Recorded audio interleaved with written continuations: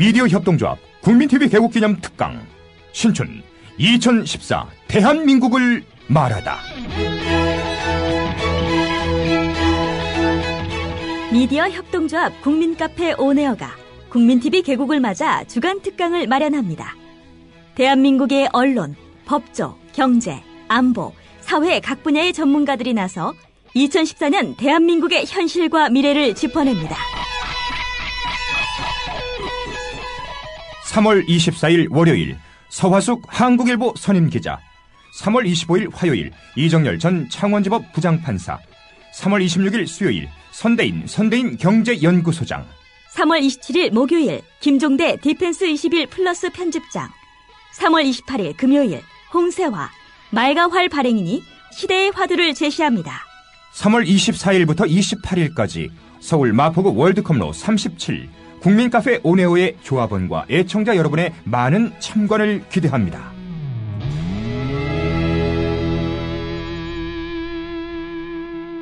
(3월 27일) 목요일까지는 저녁 7시 반, (3월 28일) 금요일 홍세화 발행인 강연만 오후 5시에 시작됩니다.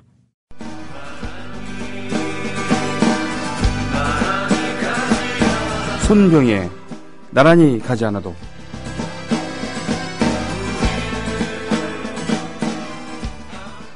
음식점 메뉴 주문 시 고려해야 할 점이랍니다. 설렁탕, 곰탕은 메뉴에 있지만 수육이 없는 거 조심해라. 국물을 내리면 고기를 삶아야 하고 수육이 나오게 되는 것은 당연하다. 없다면 그 국물은 프림, 유제품으로 만든 거라고 하죠. 순댓국은 있는데 머릿고기 메뉴가 없으면 역시 조심. 물냉면 전문인데 수육이 없으면 공장 제품 육수다. 신규 업소인데 묵은 김치 요리가 있으면 조심해라. 생태탕인데 내장이 없는 것 조심해라. 전복죽이라면서 흰색이면 조심. 전복은 내장이 주인공인데 색이 나지 않으면 전복 아닌 다른 것이 들었을 확률이 높다고요. 터미널, 역 이런데 뜨내기 상대로 영업하는 메뉴 많은 식당에서 뭘 잘해요? 라고 물으면 주인일 경우에 마진이 가장 많거나 재료가 오래된 것을 추천하고 종업원이면 만들기 쉽고 설거지가 적은 것으로 권한다고요. 반찬 재활용이 의심되는 업소에서 김치찌개나 전골류는 조심. 오전에 볶음밥 주문은 조심. 전날 팔다 남은 밥인 확률이 높다. 저녁 8시 지나서 볶음밥 주문하면 식은 밥이 다 소비돼 따뜻한 밥을 쓰기에 맛이 떨어진다. 업소 휴일 전날 횟감이나 신선 해물 요리 주문은 조심. 일주일 중 가장 선도가 낮은 재료일 가능성이 높다. 명절 연휴 기간이나 직후 태풍철에 화로 주문은 조심. 배가 뜨지 않게 수조에서 오래 묵은 생선이 대부분. 동네가 단수 단전일 때 중국집 주문 조심. 조리 상태가 좋을 리 없다. 식사를 칼로리와 영양소의 섭취행위로만 여기면 밥이 아니다 사료다. 여조검은 부를 때 할머니에겐 아주머니, 아주머니에겐 아가씨라고 부르자. 삶의 지혜다. 그러나 아가씨에게 예, 꼬마 라고 해서는 안 된다. 학생이 무난하다. 식사를 다양한 즐거움을 누리는 높은 수준의 문화행위라고 생각하자는 그런 얘기도 그런 얘기로 마치는군요. 어때 좀 도움이 되실 것 같습니까? 조합원 스토리텔링님 신청 광고입니다. 겨울철 벨미 과메기 맛있게 드셨어요? 포항 죽도시장 상인협동조합에서 이번에는 간장게장을 내놓아요. 살아있는 암꽃게로 만들어 살이 탱탱한 명품 간장게장. 미디어 협동조합원께는 아주 저렴한 가격으로 모시고 배송비를 따로 받지 않습니다. 010-9896-8282 010-9896-8282 검색창에서 죽도락을 검색하세요. 망고도 내 사랑 간장게장. 애국시민 여러분, 해외동포 여러분, 그리고 동네 주민 여러분 안녕하십니까? 저는 여러분의 조합원 소리지기 노래꾼 손병휘입니다. 오늘 첫 곡 들으신 노래 뜨거운 감자의 아이러니라는 노래였습니다. 매식을 많이 하게 되잖아요. 우리가 사회생활을 하다 보면은. 물론 저 동남아의 그 여러 나라들 같은 경우는 아침부터 아예 매식을 하는 집에서 거의 요리를 하지 않는 그런 패턴으로 살아가는 분들도 많이 계시다고 하죠. 그만큼 식당도 많지만 음식값도 싸다는 그런 얘기입니다. 무척 싸다는 얘기죠. 그래서 근데 요즘에 이제 우리나라 같은 경우는 5,000원짜리 점심을 먹을 수 없는 데가 많잖아요. 그죠? 기본 6,000원에다가 쌀국수 같은 거 베트남 같은 데서는 뭐 500원 안 하고 그렇다고 합니다만 쌀국수 제대로 된 거 먹으려면 10,000원 가까이 돼야지 먹을 수 있는 것도 있고 말이죠. 네. 점심이 좀 부담스럽기도 합니다. 더군다나 우리나라의 그 기업 문화상 이 상사들이 말이죠. 부하 직원들 밥을 사준 경우들이 많죠. 과장쯤 되면은 항상 1-2명 정도는 데리고 다니면서 최소한 밥을 사야 하는 경우들이 많습니다. 그거 안 사겠다고 하는 순간 바로 찌질한 상사가 되는 거죠. 그렇다고 매일 도시락 싸서 다닐 수도 없고, 예. 이래저래 점심 먹는다는 것 자체가 좀 직장인에게는 스트레스일 수도 있는 건데, 더군다나 음식에 이런 그 맛과 영양 따지다가 낭패를 보는 경우들도 많죠. 워낙 그 조미료들을 많이 넣어서 맛을 내다 보니까 맛은 분명히 있는데 이게 과연 건강에 좋은 건지 나쁜 건지 의심될 경우도 있고요. 다만 오늘 처음에 오프닝에서 얘기한 것처럼 그렇죠. 수육 없는 설렁탕집, 곰탕집 이런 것은 무효죠. 네. 수육 없는 냉면집 뭐 여기도 무효입니다. 이런 거. 예. 아침 일찍 볶음밥을 시키지 않는 게 좋다. 그리고 저녁 늦게도 시키지 않는 게 좋다라는 이런 소소한 생활의 지혜. 네. 뭐 웃자고 하는 얘기도 있습니다만 제법 신빙성 있는 얘기들로 이루어졌던 실생활과 관련이 깊은 그런 얘기가 아닌가 싶습니다. 저도 참고로 삼아야 되겠죠. 저는 점심을 3시 이후에 먹습니다. 보통 월요일부터 금요일 사이에는 늦은 아침을 먹고 집에서 나와서 방송을 하고 3시에 먹죠. 왜냐하면 방송하기 직전에 밥을 먹으면은 아무래도 좀 나태해진 그런 느낌이 듭니다. 가뜩이나 머리가 이제 잘 안 돌아가는 때가 많은데 소화시키는데 너무 많은 에너지를 쓰면 안 되겠죠. 그렇죠? 더불어 행복한 세상 너와 나의 꿈이 눈앞에 국민TV 단 한 장의 음반으로 우리 대중가요사에 영원히 지울 수 없는 그런 한 획을 그은 밴드죠. 들국화. 1985년에 나왔었던 들국화 1집. 마치 비틀즈 레딧비 앨범을 연상케 하는 4명의 멤버들의 사진을 전면에 박아놓은 그런 앨범이었죠. 저는 이 들국화를 당시 재수할 때였는데요. 이종환의 디스크쇼, 이종환의 디스크쇼라고 하는 프로그램에 주말에 일요일에 그 공개방송 했거든요. 공개방송 이제 녹음해갖고 편집해서 들려주었는데, 그때 이제 들국화를 처음 들었습니다. 조덕환 씨는 이미 탈퇴한 상태에서, 최성원, 전인권, 또 허성옥 씨는 피아노를 치고, 전인권 씨는 어쿠스틱 기타를 리듬을 치고요. 평소에는 베이스 기타를 치던 그 최성원 씨가 일렉트릭 기타를 연주하면서 배드핑거의 Carry On Till Tomorrow, 또 그것만 내 세상 이런 노래를 들려줬죠. 깜짝 놀랐습니다. 충격 먹었죠, 저도. 그리고는 득달같이 앨범을 사서 정말 많이 들었습니다. 지난 겨울에 성공회대학교의 그 백원담 교수의 초청으로 학전극장 가서 바로 전인권 씨의 콘서트를 봤죠. 걷고를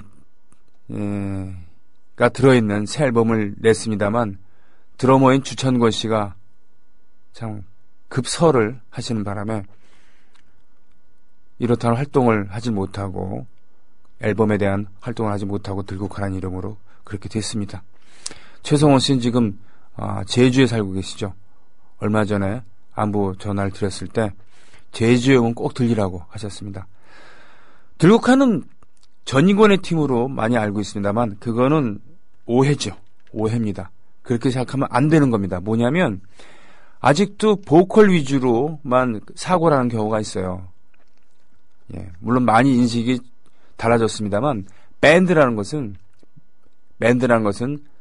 예를 들면 이치현과 번님들 이런 거가 아니라는 거죠. 원래 번님들이라는 밴드가 있었던 건데 이치현 씨를 앞세운 겁니다. 그럴 경우도 있습니다만 밴드 멤버들은 각각 맡은 영역들이 뚜렷이 있는데 그것이 화학적 결합을 한 거기 때문에요. 예. 실제로 들국화 1집은 각 멤버들의 그런 곡들 폭넓게 수용하고요. 최성원 씨의 그런 아름다운 하모니 감각이 살아있었고 조덕한 씨의 그런 기타와 세계로 가는 기차 이런 곡들 아침이 밝아올 때까지 이런 곡들도 있었죠. 예. 그런 얘기를 좀 하고 싶었어요. 그렇지만 전인권 씨가 이러저런 시련을 겪고서 건강한 목소리로 다시 돌아온 것은 참으로 반가운 일이었습니다. 더군다나 방금 들으셨던 이런 곡 같은 경우는 정말 목소리만으로도 주는 감동이 대단하다고 생각을 합니다. 사도 요한님께서 서울에 걷고 싶은 꼭 걸어야 되는 10군데를 골려주셨군요. 저도 한 서너 군데는 걸어본 적이 있는 것 같습니다. 네. 걷는다는 것도 이제 그 트렌드. 예전엔 달리기가 한창 유행이었죠. 근데 요즘엔 걷는 거. 네.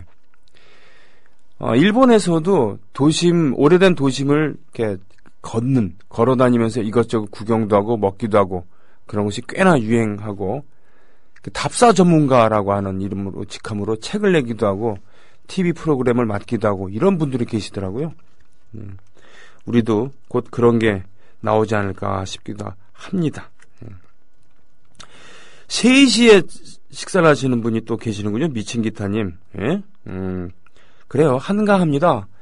점심시간 되면 북적북적 되는데 특히 이제 줄 서서 기다리면서 안에 들어가서 밥 먹고 나와야 되는 물론 그런 집은 분명히 맛이 있겠습니다만 그것도 어떻게 보면은 스트레스일 수도 있는 후다닥 먹고 나와야 되니까 그런 데서 즐겁게 담소를 나누면서 여유있게 식사를 할 수는 없지 않습니까? 그죠?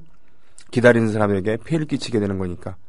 근데 한편으로는 내가 내 돈 내고 먹는데 왜 그렇게 후다닥 죄진 모양 먹고 나와야 되나.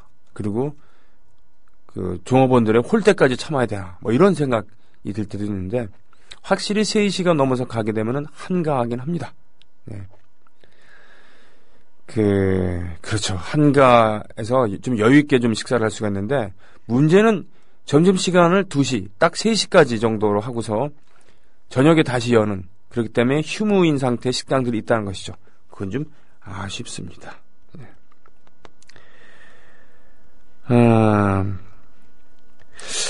지금 풀코님, 저는 편집 디자이너로 일하고 있어요.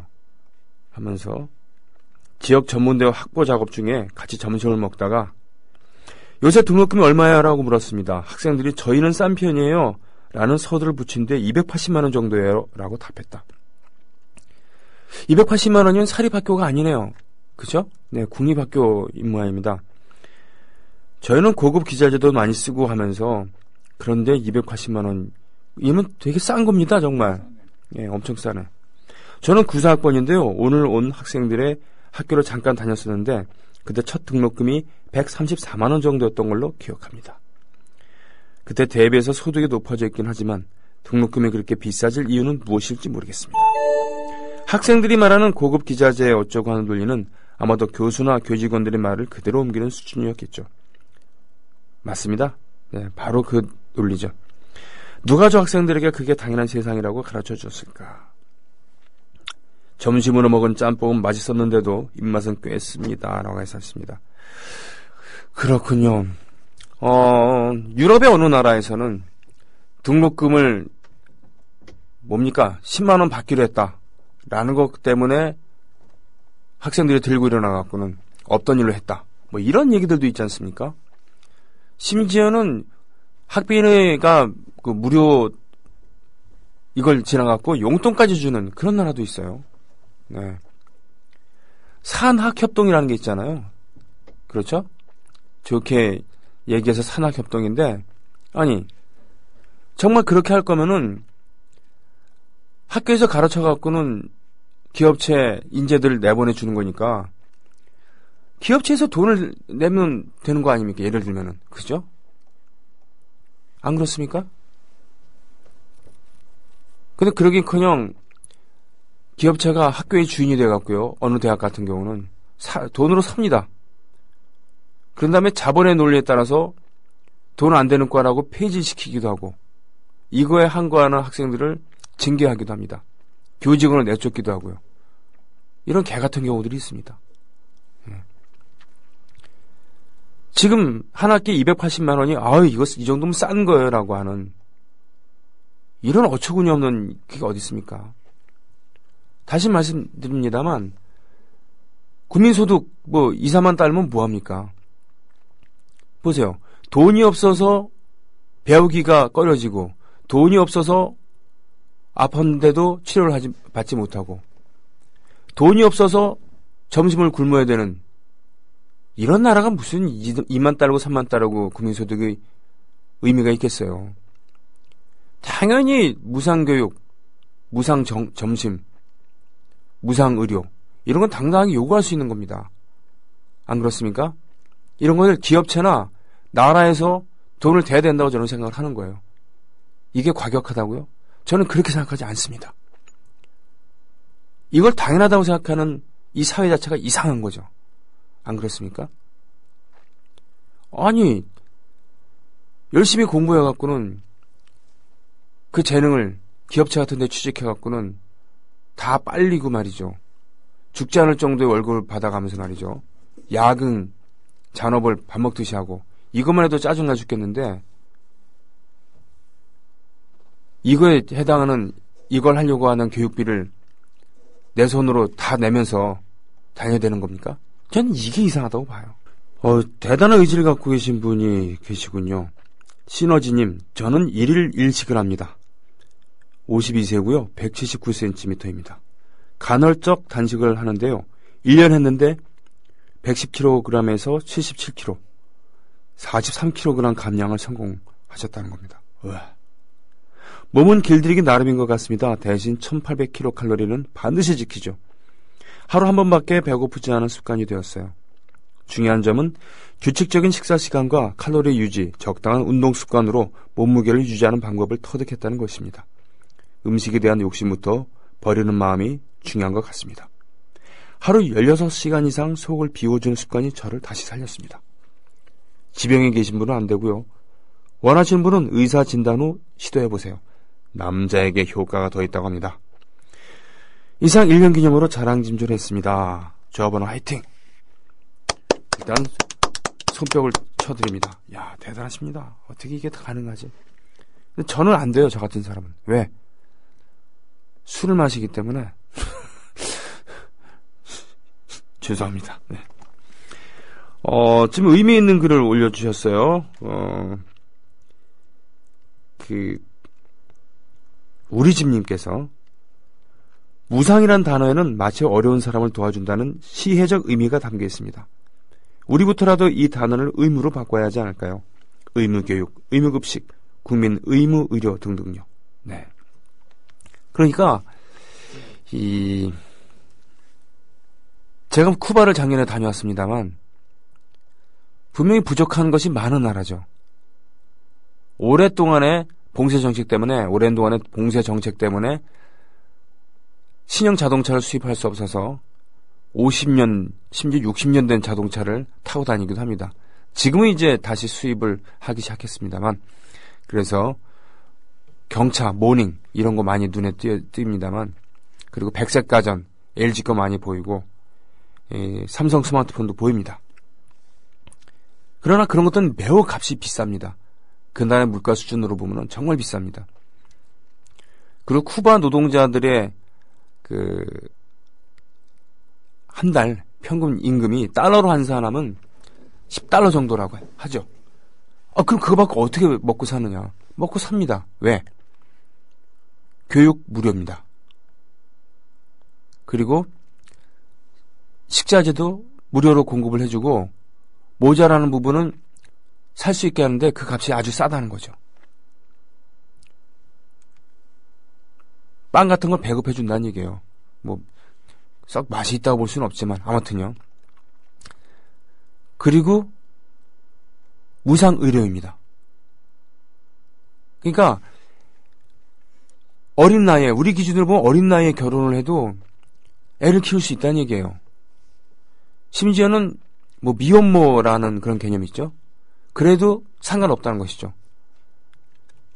동네 주치의 제도가 있어갖고 동네 주치의입니다.